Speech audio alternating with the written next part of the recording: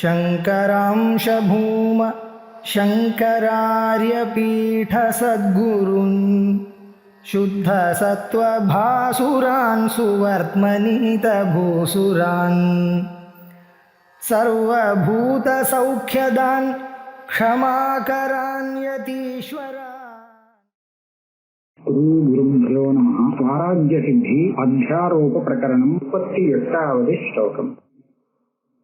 नैकः स्याच्चिज्जडात्मा कथमथ विषयः स्वयं स्वस्य कौतौ अंशौ योगस्तथात्मा किमिति च जडता केन वा चेतनस्य कर्तृत्वं तस्य कीदृक् करणसमुदयं सैष धत्ते कथं वा तत्त्वं जीवस्य தேவப்பிரிய பசுபெரிதும் கர்மச்செயர் துர்நிரூபி. இதுவரைக்கும் அந்த ஆத்மஸ்வரூப விஷயத்துல இந்த நாஸ்திகால் அதே மாதிரி ஆஸ்திகர்கள்லயும் சாங்கியம் யோகம் இவெல்லாம் சொல்றபடி ஆத்மஸ்வரூபத்தை சொன்னா அதுல வேதாந்தத்துக்கு விரோதம் வருது. அது மாத்திரம் இல்ல, பல தோஷங்கள் இருக்கு அப்படிங்கறத நிரூபணம் பண்ணினார். இப்ப என்ன சொல்றாருன்னு சொன்னா, அவா சொன்னதெல்லாம் நீங்க நிராகரணம் பண்ணினது ஒத்துக்கிறேன், அது கரெக்ட்.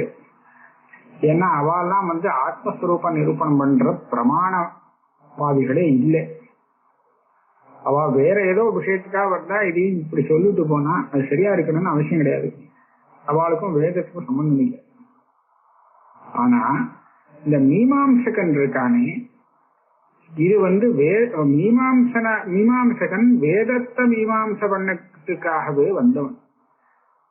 ஆக வேத வாக்கியத்துல என்ன விஷயம் சொல்ல இருக்கு அப்படிங்கறத விசாரம் பண்ணி தீர்மானம் பண்றதுதான் இவனுடைய வேலையை.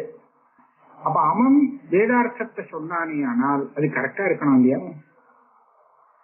அவனே தப்பு சொல்றான்னு சொல்ல முடியாதே, மீமாம்சா சாஸ்திரம் பிரமாணமாச்சே. அதனால இப்போ மீமாம்சா சாஸ்திரத்தை ஒத்துக்கிறவா, அதாவது மீமாம்சகர்கள் இந்த ஆத்மஸ்வரூபத்தை பத்தி என்ன சொல்றான்னு பார்ப்போம். அவ சொன்னா கரெக்டா இருக்கும். ஏன்னா அவ வேதார்த்தத்தை சொல்ல வந்தவர்கள், வேதார்த்தத்தை தீர்மானம் பண்ணி கொடுக்கிறவர்கள். ஆகையாலே அவ என்ன ஆத்மஸ்வரூபத்தை சொல்றாளோ அந்த ஆத்மஸ்வரூபத்தை நாம ஏத்துக்கணும் அப்படின்னு ஒரு சங்கை வரும்.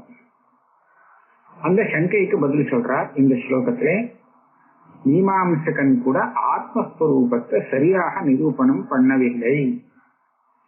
அவன் நிரூபணம் பண்ண வந்த விஷயம் ஆத்மா இல்லை. அவன் தர்மத்தை தர்ம அதர்மம் இதை நிரூபணம் பண்ணி வாக்கியங்கள் எதை தர்மம்னு சொல்றது எதை சொல்லல அப்படிங்கறத தீர்மானம் பண்றதுக்காக வந்தானே தவிர ஆத்மஸ்வரூபத்தை பத்தி சொல்ல வரவே இல்லை. அதனால அவன்கிட்ட ஆத்மஸ்வரூபம் எப்படின்னு கேட்டு அவன் சொன்னான்னா அது பிராமணிகமாக எடுத்துக்கொள்ள முடியாது. அதனால அவன் சொல்ற ஆத்மஸ்வரூபத்தின் தப்பு இருக்கத்தான் இருக்கு அப்படிங்கறத இந்த ஸ்லோகத்துல நிரூபணம். முதல் ஸ்லோகம் என்ன? நைகஹா ஸ்யாத் சிஜ்ஜடாத்மா. அவன் ஒண்ணு சொல்றான், இந்த ஆத்மா ஜீவாத்மா இருக்கோ இல்லையோ வேற யாரும் சொல்லாத ஒரு விஷயம் சொல்றான். இந்த ஆத்மாவுக்கு ரெண்டு அம்சம் உண்டா. சித் ஜடாத்மா, ஒரு அம்சம் ஞானம், இன்னொரு அம்சம் ஜடம். எதை வச்சு சொல்றான்னா கேட்கக்கூடாது, இப்படிதான் அவன் சொல்லிட்டு இருக்கான். ஆக இந்த ஆத்மஸ்வரூபத்துல பாதி ஜடம் பாதி சேத்தனமா.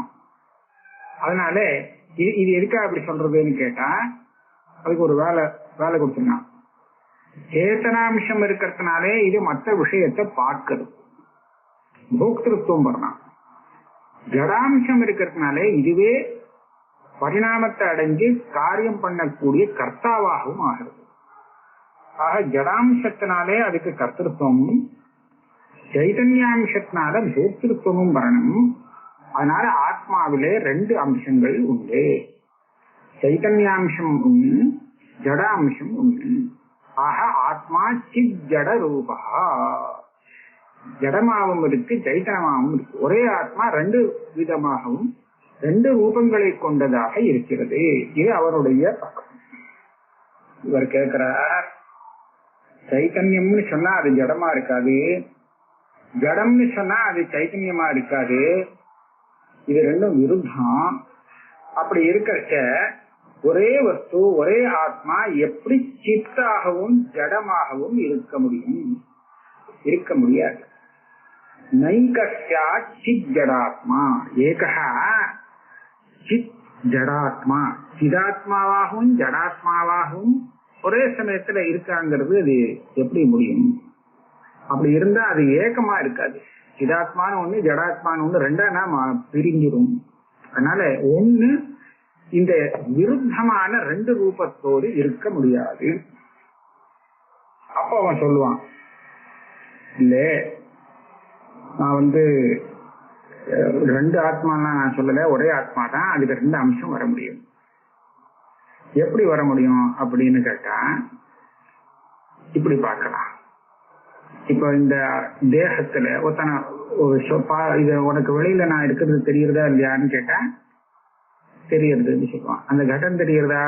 தெரியுது. பட்டம் தெரியறதா? அதுவும் தெரியுது. அங்க இருக்கிறது வேற ஏதாவது தெரியுறதா? இன்னும் நிறைய விஷயங்கள் தெரியுதுன்னு சொல்றான். அப்பனா அவன் பாக்குறான்னு ஆச்சு. பாக்குறான்னு ஆச்சுன்னு சொன்னா யாரு பாக்குறான்னு தெரியறதோ அப்படின்னு கேட்டா அதுவும் தெரியறதுன்னு சொல்லுவான். கட்டம் பட்டங்கள்லாம் தெரியற மாதிரியே அவனுக்கு தன்னையும் தெரிகிறது. அதனால்தான் தாம் பார்க்கிறோங்கிறதும் சந்தேகம் இல்லாமல் அவனுக்கு தெரியுது. அப்ப அது யாரு? அதத்தான் அவன் அகம் அப்படின்னு சொல்றான். அகம் பஷ்யாமி, நான் பார்க்கிறேன். அப்ப நான் அப்படின்னு சொல்லி தன்னையும் அவன் பார்க்கிறான், அதோடு சேர்த்து கட்டம் பட்டம் போக்குற விஷயங்களையும் சேர்த்து பார்க்கிறான். அப்ப இவன் பார்க்கறதுல தனியும் சேர்த்து விட்டானா பார்க்கிற விஷயங்கள்ல. அப்போ பார்க்கிறவனாகவும் அவன் இருக்கான், பார்க்கப்படுபவனாகவும் இருக்கான்னு சொல்லணும்னா அதுல ரெண்டு அம்சம் சொன்னாத்தானே முடியும். ரெண்டு அம்சம் சொல்லணும். அதுக்காக தான் ரெண்டா உடைக்கிறேங்கிற அப்படின்னு சொன்னால் அதத்தான் அப்படின்னு அவ சொல்லியிருக்க.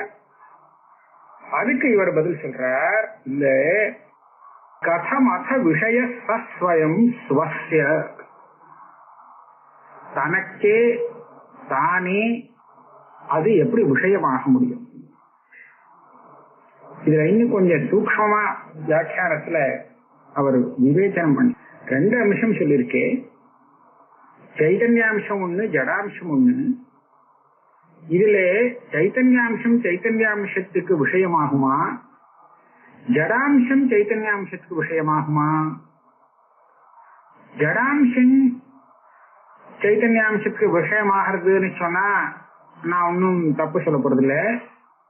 ஆனா சைத்தன்யாம்சமே சைத்தன்யாம்சத்துக்கு விஷயம்னு சொன்னா அங்க மறுபடியும் பார்க்கக்கூடியது எது, பார்க்கப்படுவது எதுங்கிற கேள்வி நிற்கிறது.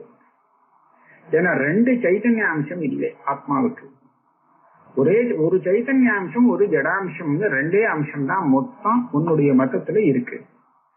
அப்போ ஆத்மாவை பார்க்கும்போது பார்க்கிற திரஷ்டாவாக இருப்பது சைத்தன்யாம்சம்னு வச்சுட்டோமானால் அதுக்கு விஷயமாக பார்க்கப்படும் பொருளாக ஆகக்கூடிய ஆத்மாம்சம் அது என்னவா இருக்கணும்? ஜடமாக தான் இருக்கணும். சைத்தன்யமாகவே இருந்து விட முடியாது. ஏன்னா சைத்தன்யமே பார்க்கறது, சைத்தன்யமே அந்த பார்க்கறதுக்கு விஷயமாகிறது அப்படின்னு சொல்ல முடியாது. அதனாலே ஜடாம்சம் அதுக்கு விஷயம் அப்படின்னு நீ சொல்லணும். ஜடாம்சம் விஷயம் அப்படின்னு சொல்லிட்டாக்க அது சொல்லலாம், இல்லைன்னு சொல்லக்கூடாது. ஜடாம்சத்துக்கு ஆத்மத்துவமே கிடையாது. சைத்தன்ய ஆத்மா சேத்தனா தானே, சைத்தன்யம் இருந்தா தானே அதுக்கு ஆத்மானு பேரு. ஆக ஜடாம்சம் விஷயம்னு சொல்லலாம், அதை வேண்டாங்களே. ஆனா ஜடாம்சம் விஷயமாச்சுன்னா அந்த ஜடாம்சம் ஆத்மான்னு சொல்ல முடியாது. சைத்தன்யம் எது பார்க்கிறதோ அதுதான் ஆத்மா. அப்ப பார்க்கக்கூடிய அம்சம் இருக்கே அது ஆத்மாவாகும். இன்னொரு அம்சம் நீ சொல்றியே அது ஆத்மாவே இல்லைன்னு ஆயிடும். அப்போ நான் அப்படின்னு தெரியக்கூடிய அந்த வஸ்து ஆத்மா இல்லைன்னு ஆயிடும். அப்ப நான்கிறது ஆத்மா அப்படின்னு வச்சிருந்தால் அந்த ஆத்மஸ்வரூபத்துடைய சைத்தன்யாம்சத்தை தான் நீ நான் சொல்றதாக வச்சுக்கணும். அப்படி வச்சிருந்தா தன்னை தானே அது பார்க்க முடியாது.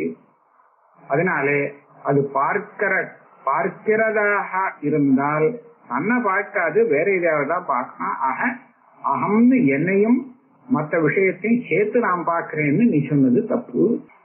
விஷயத்தை தான் பார்க்கிறேன்னு சொல்லணுமே தவிர தன்னையும் சேர்த்து பார்க்கிறேன் அப்படின்னு சொல்ல முடியாது.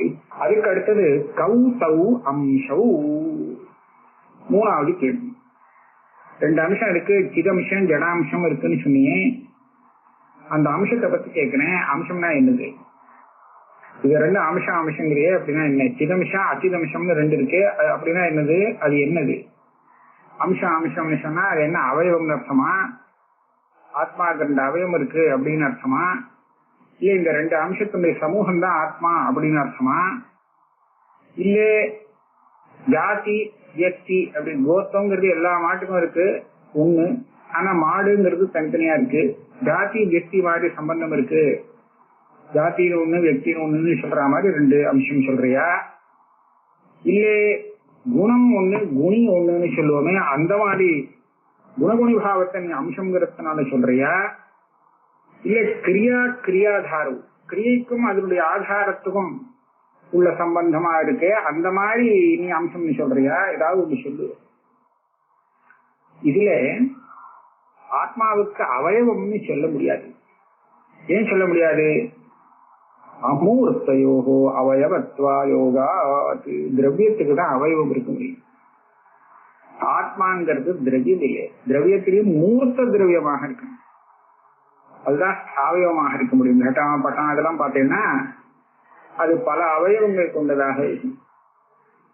ஆத்மா அந்த மாதிரி இல்லை, அது பல அவயவங்கள் கொண்டதுன்னு சொல்றது இல்லை. அதனால அமூர்த்தம் வேற ஆத்மா, அது ஒரு மூர்த்தம் இல்லை. மூர்த்தம்னா என்ன, அமூர்த்தம்னா என்ன, எப்படி கண்டுபிடிக்கிறது அப்படின்னு கேட்டா, மூர்த்தமான வஸ்துவா இருந்தால் அந்த வஸ்து நமக்கு நம்ம மேல இடிக்கும், நமக்கு பிரதிபந்தம் பண்ணும். இப்ப இந்த ஷவர் இருக்கு, இந்த ஷவத்தை தாண்டி நான் கையை இப்படி நீட்டுறேன், நீட்டினா என்ன ஆகுது? அந்த ஷவர் வரையில போகும், ஷவத்துல இடிச்சு நின்று போயிடும், அதுக்கு மேல போகாது. ஏன்னா ஒரு மூர்த்தம் இன்னொரு மூர்த்தத்துக்கு இடம் கொடுக்காது. அந்த ஷவத்துக்குள்ள கை போயிட்டு வருது அப்படின்னு சொல்ல முடியாது. ஒரு மூர்த்தம் இன்னொரு மூர்த்தத்துக்கு இடம் கொடுக்காது. அது இருக்கிற இடத்துல இன்னொன்னு வராது, பக்கத்துல இருக்கலாமே தவிர அது இருக்கிற அதே இடத்துல கரெக்டா இன்னொன்னு வந்து உள்ள சேர முடியாது. ஆனா அமூர்த்தம் அப்படி இல்லை. அமூர்த்தம் எப்படின்னு கேட்டா, அது பாட்டுக்கு இருக்கு, இது பாட்டுக்கு போயிட்டு வந்துடலாம். ஆகாசம் இருக்கு, எல்லா இடத்துலயும் ஆகாசம் இருக்கு, நிறைஞ்சு இருக்கு, ஆனா எல்லாரும் போயிட்டு போயிட்டு வர முடியும். அதனால ஆகாசம் ஓட்ட ஆயிடாது, ஆகாசத்துக்கு சித்தம் வராது. அதனால அமூர்த்தம் எது இருக்கோ அது இன்னொன்னுக்கு இடத்த கொடுக்கும். ஆகாசம் இருக்கு, கையில இடிக்கிறது, அதனால மேல தூக்க முடியல கைய அப்படின்னு சொல்ல முடியாது இல்லையா? ஆகாசம் இருக்கு, ஆனா கை போனா அது வந்து மேல இடிச்சு அது பிரதிபந்தம் பண்ணாது. ஏன்னா அது அமூர்த்தம். ஒரு மூர்த்தம் வந்தா அது பாட்டுக்கு வரலாம், அதுக்கு ஒன்னும் இடம் கொடுக்காம இருக்காது. இப்ப ஆத்மா வந்து அமூர்த்தம். அமூர்த்தமா இருக்கிற வஸ்துக்கு அவயவம் இருக்க முடியாது. இப்ப ஆகாசத்தை பார்த்தேன்னா, ஆகாசத்துல ஏதாவது பல பாகங்கள்லாம் தெரியுறதா? ஒரு பாகமும் இல்லை.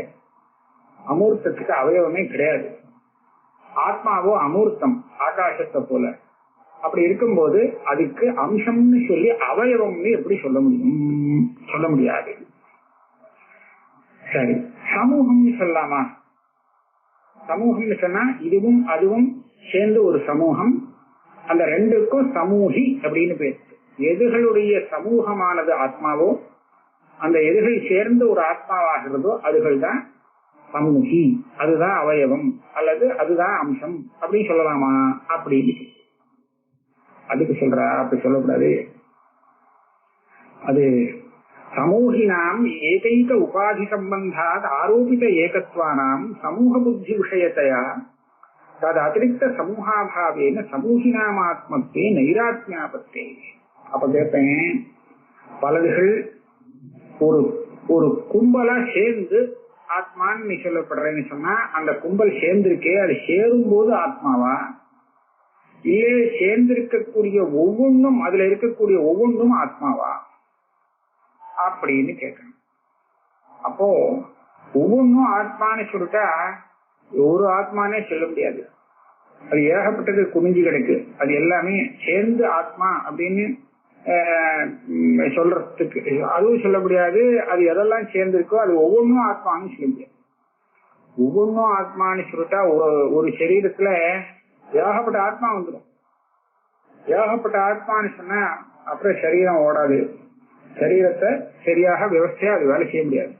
ஏன்னா ஒவ்வொரு ஆத்மாவுக்கும் ஒவ்வொரு அபிப்பிராயம் இருக்கும். எல்லா ஆத்மாவும் ஒரே அபிப்பிராயத்துல சரீரத்தை ஓட்டுன்னு சொல்ல முடியாது. ஏன்னா நாம நினைச்சபடி சரீரத்தை நம்ம வேலை வாங்குறோம். ஏந்திருக்கணும் அப்படின்னு சொல்றோம், ஏந்திருக்கோம். நடக்கணும்னு சொன்னா நடக்கிறோம், பேசணும்னு சொன்னா பேசணும். அப்ப நம்ம எதெல்லாம் பண்ணணும்னு நினைக்கிறோமோ, ஆத்மா எதெல்லாம் பண்ணணும்னு நினைக்கிறதோ அதுக்கு தகுந்தா போல இந்த சரீரம், இந்திரியங்கள் இது எல்லாமே வேலை செய்யறதுன்னு சொல்லணும். இப்ப இந்த சரீரத்துல ஏகப்பட்ட ஆத்மா வந்துடுச்சு அப்படின்னு சொல்லிட்டா, ஒரு ஆத்மாவுக்கு இந்த சரீரம் போகணும் அப்படின்னு நடக்கணும் அப்படின்னு ஆசை வரும். பொண்ணு அது இந்த சரீரத்தை நடக்க வைக்கும். இன்னொரு ஆத்மாவுக்கு அதே சமயத்துல இது நடக்க கூடாது அப்படின்னு ஆசை வந்து கொடுத்துனா அது அப்படியே தடுத்து நிறுத்தணும். இப்ப தடுத்து நிறுத்த முடியுமா இல்ல நடக்க வைக்க முடியுமா? இது ரெண்டும் பரஸ்பர விருப்பமா இருக்கிற சமயத்துல சரீரம் என்ன பண்ணும் பாவம்? ஒவ்வொரு ஆத்மாவுக்கும் இப்படி தனித்தனியா வெவ்வேறு விதமா ஆசை ஒரே சமயத்துல வந்து கொடுத்துன்னு சொன்னா அப்ப இந்த சரீரத்தினால ஒண்ணுமே பண்ண முடியாத ஆயிடும். அதனால அது பெரிய சிரமமா போயிடும். சமூகம் ஒண்ணு அதுதான் ஆத்மான்னு சொன்னா இந்த சமூகம் எப்ப வேணாலும் காணாது போயிடும். நிச்சயமா இருக்க முடியாது. ஏன்னா அதனுடைய பல இதுகளுடைய சேர்க்கைங்கிறது எப்போதுமே சேர்ந்து இருக்கும். இல்லையே சமயத்துல செடார்னு பிரிஞ்சு போயிடும். சம்யோகாக விப்ரயோகான்னு சொன்னதுனால. அப்ப இந்த விதத்துல பார்த்தா இதுவும் ஆத்மான்னு சொல்றதுக்கு இல்லை. மூணாவது ஜாதி வியக்தி போல வச்சுக்கலாமான்னு ஒண்ணு கேட்டேன். ஜாதி வியக்தி மாதிரி அல்லது குணகுணிகள் மாதிரி கிரியாத் மாதிரி அப்படின்னு இந்த ஆத்மாவும் அதனுடைய அம்சத்தையும் நம்ம சொல்ல முடியாது. ஏன் அப்படி சொல்ல முடியாது அப்படின்னு கேட்டா, துவயோரபி துவயா அநேக அனுகதத்துவ அனபிம. ஜாத்தின்னு சொன்னா ஒரு ஜாதி அநேகத்துல இருக்கும், அப்பதான் ஜாத்தின்னு சொல்லலாம். நிச்சயமேகம் அநேக அனுகதம் சாமான். அந்த மாதிரி இந்த ஆத்மா அநேகத்துல இருக்கு. ஒன்னாக ஒரு ஆத்மா அநேகத்துல இருக்கு, அநேக அம்சங்கள்ல இருக்குன்னு சொல்ல முடியுமா? சொல்ல முடியாது. அநேக வியக்தியிலே இல்லை. ஆகையால ஜாதி வியக்தி மாதிரியோ குணி மாதிரியோ கிரியாவான் மாதிரியோ இந்த ஆத்மாவும் அதனுடைய அம்சத்தையும் நாம பார்க்க முடியாது. ஆக அம்சம்னா இதெல்லாம் சொல்ல முடியாது. அதே மாதிரி யோகஸ்ததா ஆத்மா. யோக அப்படின்னு சொன்னா அம்சயோ சம்பந்த. இந்த ஆத்மாவுடைய அம்சம் இருக்கே அது ரெண்டுக்கும் சம்பந்தம் இருக்கே, அது என்ன சம்பந்தம் சொல்றே அப்படின்னு கேட்கணும். சஞ்சோகமா, சாதாத்மியமா, விஷயபாவமா, ஏதாவது ஒரு சம்பந்தம் சொல்லணுமே. இந்த அம்சத்துக்கும் அந்த அம்சத்துக்கும் ஜடாம்சம்னு ஒரு அம்சம், இதம்சம்னு ஒரு அம்சம், ரெண்டுக்கும் என்ன சம்பந்தம்? சஞ்சோகா சமவாயம் என்ன சொல்ல போற? ஆத்யே அனித்யத்வாபத்தே. சஞ்யோகம்னு சொல்லாதே. சஞ்யோகம்னு சொன்னா சஞ்யோகம் அனித்தியம். எது சேர்றதோ டக்குன்னு அது விபாகம் பிரித்து கொடுத்தா சஞ்யோகம் போயிடும். அதனால சஞ்யோகம் சம்பந்தம் சொல்லிட்டா ஒரு நாளைக்கு ஆத்மா அம்சத்தோட இருக்கும், இன்னொரு நாளைக்கு பார்த்தா காணாது போயிடும். ஏன்னா சஞ்யோகம் போயிடுத்து. அப்ப என்ன பண்ணுவேன்? அதனால இது சரியா வராது. தாதாத்மியம்னு சொல்லலாமே, அதுக்கும் இருக்கும் தாதாத்மியம் அப்படின்னு சொன்னா அதுவும் சொல்ல முடியாது. ஏன்? இது சித்து, ஒண்ணு சித்து, இன்னொன்னு ஜடம். ரெண்டும் எப்படிப்பா தாதாத்மியம் ஆக முடியும்? மீமாம்சகனை பார்த்து கேட்கிற, இதுவும் அதுவும் ஒண்ணுன்னு எப்படி சொல்ல முடியும்? எல்லாம் ஒண்ணுதான், சித்தும் அதுதான் ஜடமும் அதுதான் அப்படின்னு என்னவா சொல்ல முடியும்? சித்தும் ஜடத்தையும் ஒன்னா பண்ண முடியாது, விருத்தமானா இருக்கு. சரி, மூணாவதா நம்ம என்ன சொன்னோம்? சமவாயம் இல்லை விஷயபாவம் அப்படின்னு சொன்னா அங்கேயும் பெரிய சிக்கல் வரும். விஷயத்துங்கிறது என்ன, விஷயத்துவம்னா என்ன, எது விஷயம் எது விஷயி? அந்த விஷயபாவம் அப்படிங்கிறது அம்சங்களை காட்டிலும் வேறானதா இல்ல அம்சங்கள் தானா? அது ரெண்டுலையும் சேர்ந்து இருக்கா இல்ல ஒவ்வொன்றிலும் தனித்தனியாக இருக்கா? இந்த மாதிரிலாம் வரிசா கேட்டுன்னு போனா அவனுக்கு ஒன்னும் பதில் சொல்ல முடியாது. ஆக அம்சங்கிறது என்னன்னு ஒன்னார நிரூபணம் பண்ண முடியாத நியமமா விஷயமாக இருக்கு. ததாத்மா இல்ல, அம்சம் மாத்திரம் இல்ல, அதனுடைய யோகம் சம்பந்தமும் சொல்ல முடியாமல் போறது.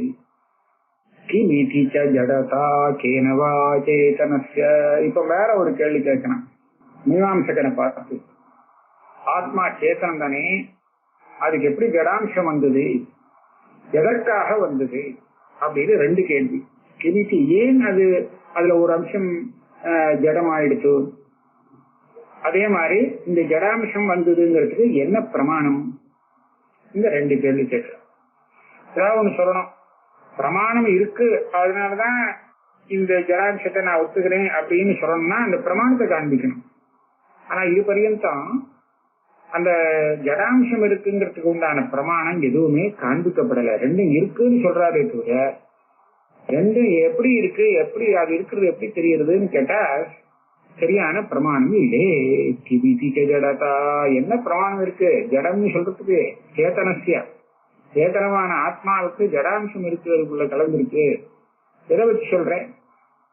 அது மாத்திரம் இல்லை, இந்த ஜடாம்சம் ஆத்மாவில கலந்து போச்சுன்னு சொன்னால் இது என்ன நிச்சயமாவே கலந்தே கிடக்கா, இல்ல அப்பப்போ கலந்துடுமா, ஆகந்துக்குமா, நித்திய சித்தமான இது சொல்ல வேண்டியது, விகல்பம் பண்ண வேண்டியது. இது நித்திய சித்தம் கலந்தேதான் இருக்கு எப்பவுமே ஆத்மாவில, கலக்கல அப்படின்னு சொன்னால் அப்ப என்ன சொன்னா பிரமாணம் இல்லை. இந்த ஜடாம்சம் ஆத்மால எப்போதும் கலந்து இருக்குங்கிறது ஒன்னும் பிரமாணம் இல்லை. அது சொல்லணும். பிரமாணம் என்னன்னு கேட்டா இதுதான் பிரமாணம், இந்த பிரமாணத்தால எனக்கு தெரியுது அப்படின்னு சொல்லணும். அது சொல்லல. சரி, பிரமாணம் போச்சு, பிரமாணம் வேண்டாம், பிரயோஜனமாவது இருக்கா? இருக்கா கலக்கணும்னு சொன்னா ஆத்மாவில ஜடாம்சத்தை கலந்ததுனால என்ன பிரயோஜனம்? ஒன்னும் பிரயோஜனமும் சொல்றதுக்கு இல்லை. சரி, இப்ப விட்டுடுவோம். ஆகந்துக்கம் இது சேத்தனமாத்தான் இருக்கும் ஆத்மா, ஆனா ஜடாம்சங்கிறது அப்பப்போ இதுல சேர்ந்துக்கும் அப்படின்னு சொன்னால் அது சேர்றதுக்கு ஒரு காரணம் சொல்லணுமே. அந்த ஜடாம்சம் ஆத்மாவில எப்போ சேர்ந்துக்கும், அது சேர்றதுக்கு என்ன காரணம் அப்படிங்கிற விஷயங்கள்லாம் கேட்கும்படியாக ஆயிடும். அப்ப இதுகளுக்கெல்லாம் சரியான பதில் வராது. அதனால இதுவும் சரியில்லைன்னு. கர்த்தத்துவம் தஸ்ய தீவிற்கு அடுத்த பிரச்சனை. ஆத்மாவை கர்த்தான்னு சொல்றீங்க, இந்த ஆத்மா கர்த்தான்னு சொல்றிய, கர்த்தத்துவம்னா என்ன அதை முதல்ல சொல்லு. எப்படி கர்த்தத்துவம்? இவன் எல்லா காரியத்தையும் கர்த்தா ஆத்மா தான். லௌகிகமா இருக்கட்டும், வைதிகமாக இருக்கட்டும், சர்வ கர்மாக்களுக்கும் ஆத்மாவை கர்த்தான்னு நீ சொல்லணும். இப்ப கர்த்தத்துவம்னா என்னது அப்படின்னு கேட்ட. அப்ப கேள்வி இப்படி கேட்காதே, நான் உனக்கு பதில் சொல்றேன். இப்போ ஒரு மரத்தை ஒருத்தன் வெட்டுறான்னு வச்சுக்கோ, அவன் தான் வெட்டுறவன், சேதன கர்த்தா. அவன் எப்படி வெட்டுறான்? ஒரு கோடாலி எடுத்துட்டு அதை போடுறான், மரத்து மேல போட்டு திருப்பி திருப்பி அது மேல அடிச்சு அதை வெட்டுறான். இப்ப என்னாச்சு, அவன் ஒரு சாதனத்தை கொண்டு ஒரு காரியத்தை சாதிக்கிறான். இப்படித்தானே நம்ம பார்க்கிறோம். அதே மாதிரி இந்த ஆத்மா இந்த சாதனங்கள், சில சாதனங்களை கொண்டு காரியம் பார்க்கறது. தெரிஞ்சுக்கிறதுக்குன்னு 5 இந்திரியங்களை வச்சுருக்கு. 5 இந்திரியங்களை வச்சிருந்து அதுகளுக்குன்னு உண்டான விஷயங்களை அது பார்க்கறது. இதே மாதிரி கர்மேந்திரியங்களை கொண்டு வேலை செய்யறது, சரீரத்தை வச்சுட்டு சாரீரமான காரியத்தை பண்றது. இப்படியாக பார்க்கறச்ச இந்த சாதனங்களை வச்சுன்னு இது வேலை வாங்குறது. அப்ப அது கர்த்தாவா இல்லையா? சாதனத்தை வச்சுட்டு எது ஒண்ணு வேலையை பண்ணி வைக்குமோ சாதிக்குமோ அதுதான் கர்த்தா அப்படி சொல்றது. அப்ப ஆத்மாவும் அப்படிதான் கர்த்தா சொல்லாமே. கர்த்தத்துவம் அப்படின்னு கேள்வி. கர்த்தத்துவம் அப்படிங்கிறது என்ன அப்படின்னு கேட்டா உனக்கு நிரூபணம் பண்ண வழி இல்லை. சரி, கர்த்தத்துவம் அப்படின்னு இருக்கு. கரண சமுதயம் சைவ தத்தே கதம் வா, சைஷதத்தே கதம் வா.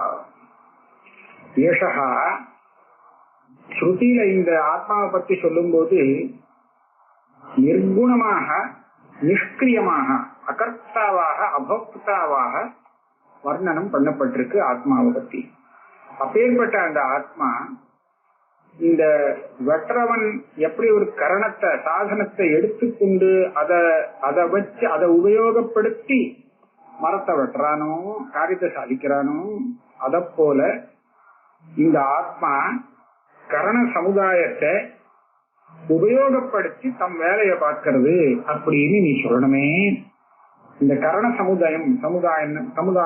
சமுதாயம்னா இந்திரியாதி கலாபம் சமூகத்தை அது எப்படி தாங்குகிறது, அதெல்லாத்தையும் தாங்கி பிடிச்சிட்டு இருக்குன்னு எப்படி சொல்ல முடியும், எப்படி தாரணம் பண்றது அப்படின்னு கேட்டு பதில் என்ன சொல்றாரு. இப்போ இந்த மரம் வெட்டுறவன் கோடாலி எடுத்து வெட்டினான்னு சொன்னா வெட்டலாம். ஏன்னா அவனுக்கு கை கால் எல்லாம் இருக்கு. அந்த கையை எடுத்து கோடாலியை தூக்கி மரத்துல போட்டு அடிச்சு வெட்டிடுவான். அதனால கையெல்லாம் இருக்கிறதுனால அதை உபாதானம் பண்ண முடியும். இப்ப ஆத்மா இந்த சரீரத்தையோ இந்திரியங்களையோ சாதனமாக உபயோகப்படுத்துறதுன்னா அது என்ன பண்றது? இவன் பிரத்யட்சமா கையால கோடாலியை தூக்குறான், எடுத்து போடுறான், வெட்டுறான், தெரியுது. ஆத்மா இந்த இந்திரியங்களை எதை வச்சு எப்படி உபயோகப்படுத்துறது அப்படின்னு கேட்டா அது சொல்ல தெரியல, சொல்ல முடியாது. கதம் வா தத்தே கரண சமுதாயம் சைஷ தத்தே கதம் வா, எப்படி இந்த கரண சமுதாயத்தை அது கையாளுகிறது அப்படின்னு கேள்வி. பதிலே இல்லை. இதுகளுக்குன்னா அங்க ஒன்னும் பதில் கிடையாது. அதுக்கப்புறம் தத்துவம் ஜீவஸ்ய தேவப்பிரிய பசுபிகி இளம் கர்மஷீர் துர்நிரூபம். இப்ப கேட்ட கேள்விகளுக்கு பதில் வந்தா அதுதான் ஜீவனுடைய தத்துவம்னு சொல்லலாம். ஆனா இந்த கேள்விகளுக்கெல்லாம் கர்மசர்களாலே பதில் சொல்ல முடியாததுனாலே, மீமாம்சகர்களாலே பதில் சொல்ல முடியாத காரணத்தினாலே இவெல்லாம் சொல்லக்கூடிய ஜீவஸ்வரூபத்தை நாம பிராமணிகமாக ஏற்றுக்கொள்ள முடியாது. இவாளை பத்தி என்ன சொல்றா, தேவ பிரிய பசுபிகி. மீமாம்சகர்கள் தேவதைகளுக்கு ரொம்ப பிரியமான பசுக்கள் அப்படின்னு சொல்லி பிருஹதாரண்யக உபனிஷத்து சொல்றோம். பிருஹதாரண்யக உபனிஷத்துல மீமாம்சகன் சொன்னபடி, மீமாம்சகன் ஒரு கர்மசனோலியோ கர்மானுஷ்டானத்துல விசேஷமான ஆக்கிரகம் உள்ளவன். கர்மானுஷ்டானத்தையே பண்ணிட்டு இருக்கிறவாள யதா பசு ஏவம் மிக தேவானாம் அப்படின்னு பிருஹதாரண்யகம் தேவதைகளுக்கு பசுவாக சொல்றது. இப்ப நமக்கு பல பசுக்கள் இருக்கு. அந்த பசுக்கள்ல எல்லாம் நமக்கு பால் கறக்கிறது இந்த மாதிரி உபகாரமான இருக்கு. அதுல நல்ல பால் கறக்கக்கூடிய ஒரு மாடை எவனோ தூக்கி கொடுத்தான்னு சொன்னா மனசுக்கு வருத்தமா இருக்குமோ, நஷ்டம் ஏற்பட்டு கொடுத்து, அதனால மனசுக்கு வருத்தமா இருக்கும். ஒரு பசு போனாலே வருத்தமா இருக்கும். தேவதைகளுக்கு இந்த கர்மசன் இருக்கானே, கர்மானுஷ்டானம் பண்றவன் எவ்வளவு உபகாரம் பண்றான் தெரியும். பசு உபகாரம் பண்றதை விட பல பசுவை சேர்ந்து பண்ணக்கூடிய அத்தனை உபகாரம் பண்றானா ஒருத்தனே அப்படின்னு பிருஹதாரண்யம் சொல்றது. அவன் பண்ணக்கூடிய கர்மானுஷ்டானம் எல்லாத்திலும் தேவதைகளுக்கு லாபம் இருக்கு. அதனால அவ்வளவு உபகாரம் பண்ணக்கூடிய ஒரு பசு, தேவதைகளுக்கு பிரியமான பசு இந்த கர்மசன் தான். விகிதமான கர்மாவை அனுஷ்டானம் பண்ணக்கூடியவன். அதனாலதான் அவ இப்பேற்பட்ட பசுவை பறி கொடுக்க மாட்டார்கள். பறி கொடுக்கறதுன்னு சொன்னா இவன் ஞானியாகி மோட்சத்துக்கு போயிட்டான்னா அவ அது நஷ்டமா போயிடும். அதனால அவ தடுத்துருவா. ஞானங்கள்லாம் வரவிட மாட்டா. எதையாவது சொல்லி அதெல்லாம் ஞானங்கள்லாம் வேண்டாம்பா அவனுக்கு அப்படின்னு சொல்லி இவனை தடுத்து நிறுத்திடுவான்.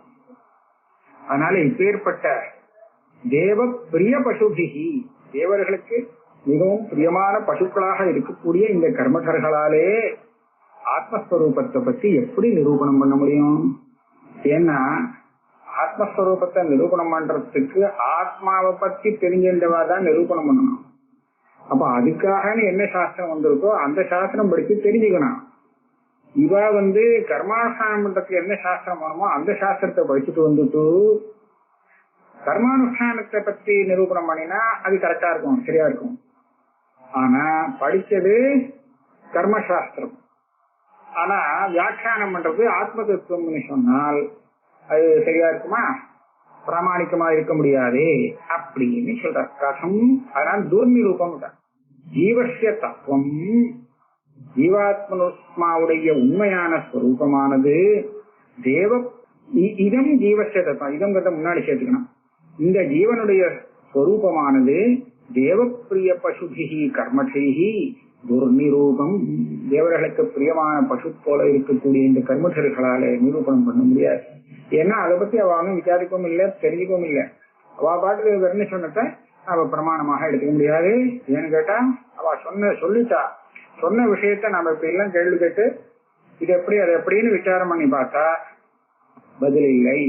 அதனால அவளால நிரூபணம் பண்ண முடியாது. இதோட இருக்கட்டும். மீமாம்சகன் சொன்ன ஆத்மஸ்வரூபத்தை நிராகரணம் பண்ணிட்டார்.